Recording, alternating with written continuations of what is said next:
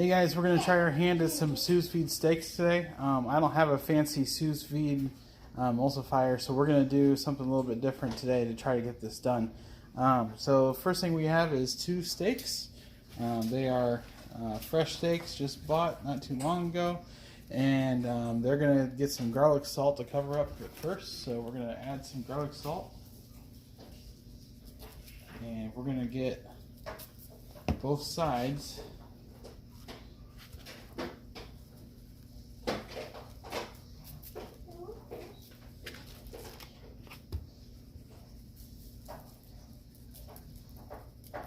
just like that. I'm going to rinse my hands off real quick. And then we're going to, from there, take these, and I've got 2 bags that are ready. So both of these bags I've got sealed at the bottom. So we're going to add our steaks into here.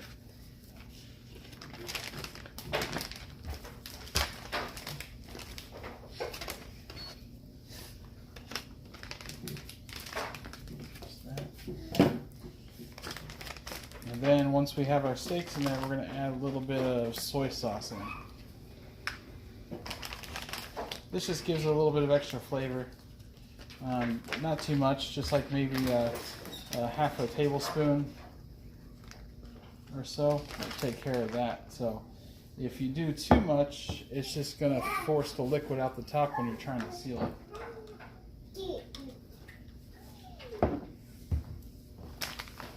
So now we've got our sealer, and I'll pop this open, stick that right in here. I already sealed one steak that we're not going to need tonight, so we're going to add that into here, and we're going to try to see if this will vacuum seal for us.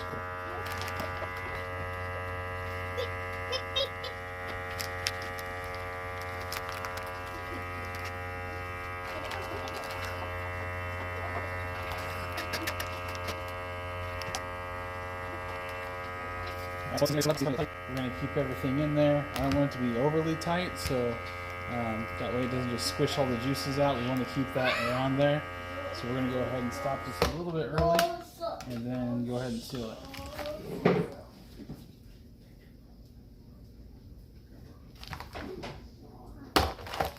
And so we've got our seal on there, and this one's going to be good to go. It can move around there just a little bit, which is okay, because you want that to be able to suck up those juices in there from that soy sauce. So pretty easy to do. We're going to do that with the second one, and when I come back, we'll get the water going. Alright, so I got a pot of hot water here, and what we're going to do is we're going to take a thermometer, and we're going to put our thermometer in and check it. So we can see right now we're reading about 110, 111. I've got this on the lowest setting on my stove it'll go right now. There's 117. So it's been here a couple minutes. My goal is to try to get it to 130 degrees. Keep it around the 130 degree mark. If it goes 130, 135, I'll be okay with that. But we want to make sure that this stays about as steady around 130 as possible. So we'll keep an eye on this, and I'll be right back. Alright, so it's been about 5 minutes, and we're hanging around the 126 degree mark. So I know I'm going to be able to turn this up just slightly on my oven to try to get this to be pretty close to 130. 126 isn't bad. I could cook at 126 if I wanted to. I want to try to dial this in as much as I can though, so I'll be back in a few minutes. Alright, so we just hit the 130 mark, so we're about perfect there. It's not rising too much. I'm keeping an eye on it, and I'm going to keep an eye on it while the steaks are cooking as well. So this is good to go, and we're going to put the steaks in for about 45 minutes. You can do longer than that if you want, because it's going to set the internal temperature to the temperature of the water. We're just going to place these into here, and we'll keep an eye on these and let these go. You can leave it in there longer if you want to, up to 3 hours really, but what you really are watching for is make sure you stay within the food danger zone. You're between 40 and 140, so if you stay in there too long, you could potentially grow bacteria. So you just got to be careful with that. I wouldn't anticipate anybody's going to leave these on there for 3-4 plus hours. But 45 minutes will do. We're going to get these going, and we'll check back in.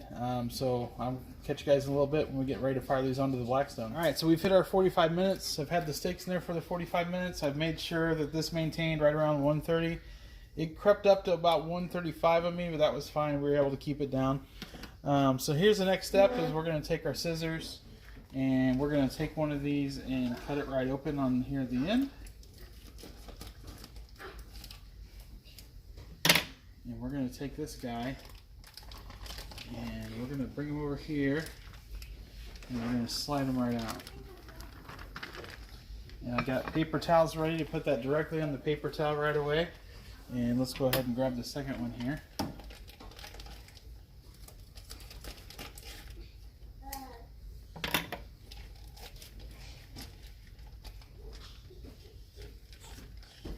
There you go. Go ahead and turn this off. Alright, so the next step now is we're going to get these out to the Blackstone. But I've also got paper towels. We're going to dry off the top of these. We want them to be somewhat dry so when they hit that griddle they're going to start searing right away. If you've got the juice on there, then it's got to focus on trying to reheat that juice and get that juice going instead of actually getting to your meat. So that's kind of our goal. So those are going to be good and dry on the bottom. Don't worry about flipping it over. I've also, in the oven down here, got some baked potatoes working. So we'll have those ready to go as well. So now, once you follow me, we're going to go outside here.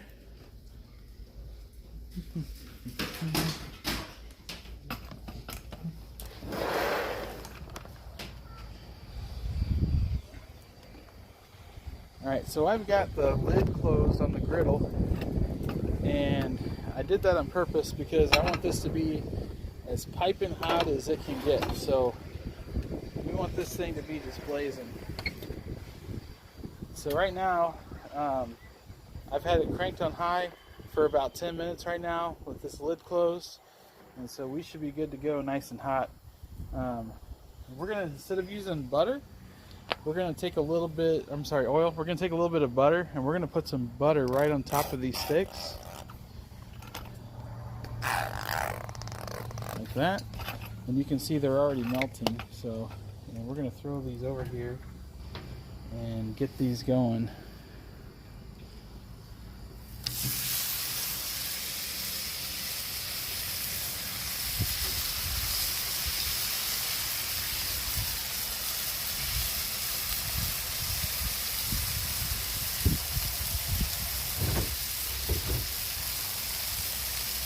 Alright, well that's going over there.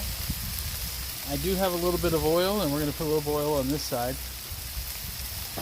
We're going to do some green beans.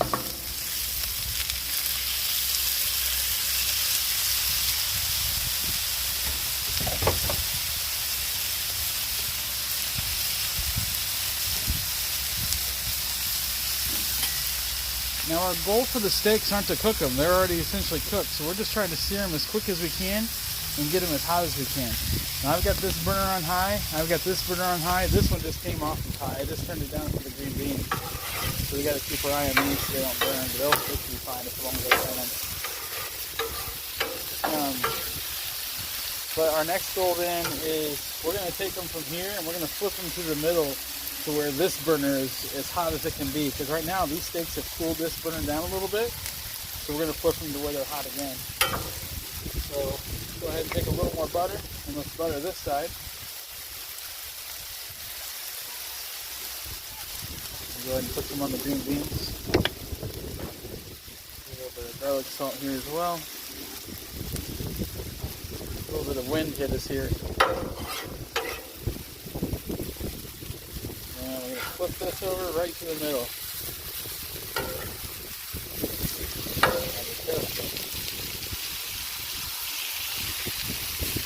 We're going to let that cook right there for a minute.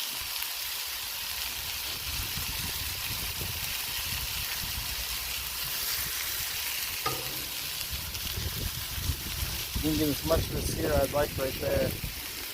We might flip them back over and really want to focus on our edges too, so we're going to use the edge of the grill for that here in a minute.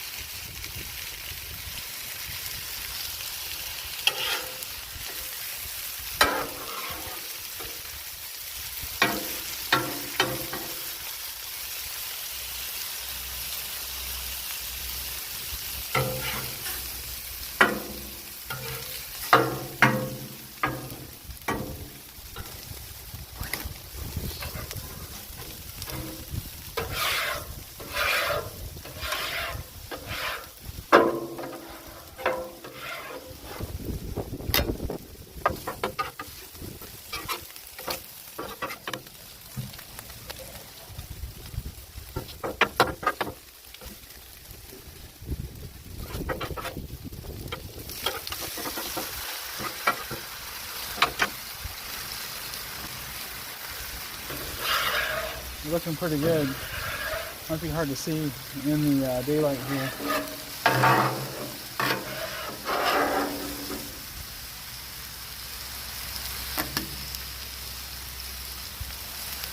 So we'll get these inside and take a look at them here in a second. Vinny's just plate it up. I'll see you guys in a minute. Alright guys, so moment of truth. We got this off of the griddle. Sorry, I got my kids in here with me. So the first thing we're going to do is we're going to do a good cut in here and see how this turns out. So we're going to go right through the middle.